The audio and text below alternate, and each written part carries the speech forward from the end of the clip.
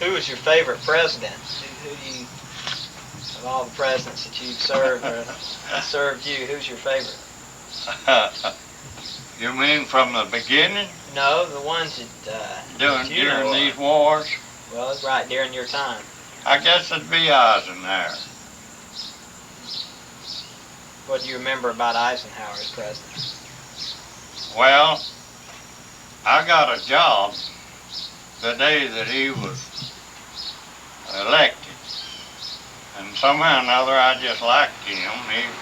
He seemed like, to me, in the papers, of course we didn't get much other ways, but the paper seemed to me like he was a man for the job, and it seemed like he was my choice.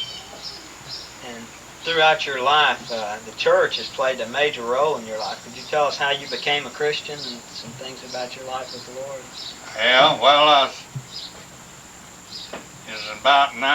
about 14 years old, I guess, when I was going to a Baptist meeting, and there's a preacher there that really would preach, and they had shouting, and a lot of folks got saved. And I got saved during that meeting, and my wife, we had begun claiming one another. In fact, I picked her out when she was young, just a little girl. I said if I ever took a notion to marry, she'd be mine. So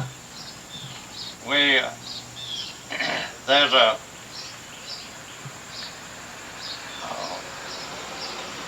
can't think of it now.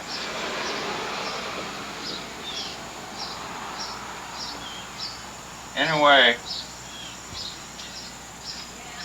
there's a preacher, I believe his name was Franklin. Couldn't think of his name. Preacher Franklin that come in here and run a meeting, and one night we was going home from church, and he was going home with us. And we had two little dogs, and they treed a possum. And Preacher Franklin wanted that possum to eat. And he told my mother, he says, I'll tell you how to fix it. We never had cooked one. So we cooked one for that preacher. Well, during that meeting, I got pretty well under conviction. I seen that I need to be a Christian. But later on, they had another revival, and I got pretty well interested that time. And finally, I got saved, joined the church. And they put me in as a clerk for a while. And after a while, why, the pastor, I'd have to, every year we'd have something what they call a kind of a convention they'd all go to, and I had to go to all these conventions and report on my church. So later on then, they come in here, a woman preaching holiness. She preached a pure life.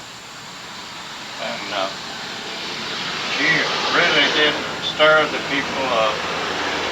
And one of my uncles, he got pretty well blessed during our meeting. And then later on, there was a man come in preaching about the same thing. He was preaching sanctification, living a good life, and all. And it was some different to what the Baptist was. And he preached the sanctification, living a good life, and all. And then later on, then they come in here preaching the Church of God, and they was preaching being saved, sanctified, and filled with the Holy Ghost.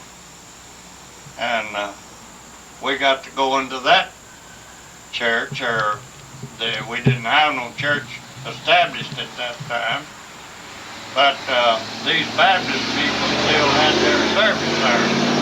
And it was a house that was built for the community.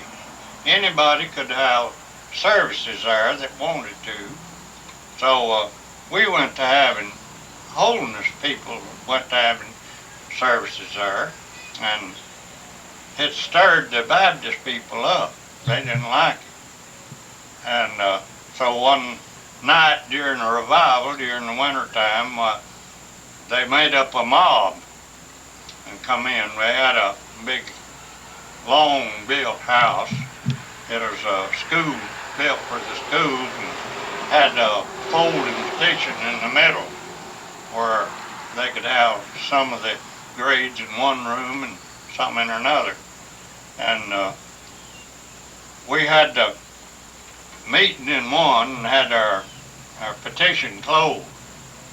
And they come in and went to throwing, made them up a mob, and went to throwing rocks and sticks of wood, chunks and anything they could get, and shooting guns and everything. And the people just had to take care of themselves the best they could in the house. And when it was all over, wasn't but one man hurt, and his head was skinned a little where a stick of wood hit a bench and fell off a pew and fell off of on his head and sort of bruised it a little. It didn't hurt him bad, but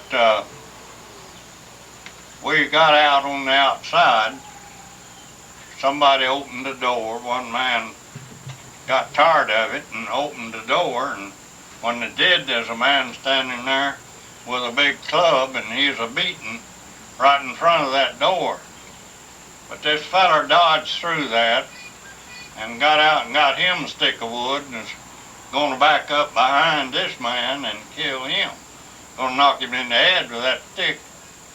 And in the meantime, a man there knowed of a boy there that towed the gun, and he went and borrowed a gun from him.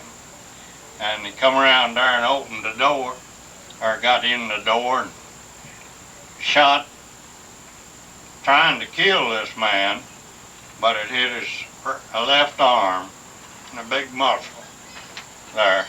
Come that close to getting him. This man wanted to kill him, but he didn't get to kill him.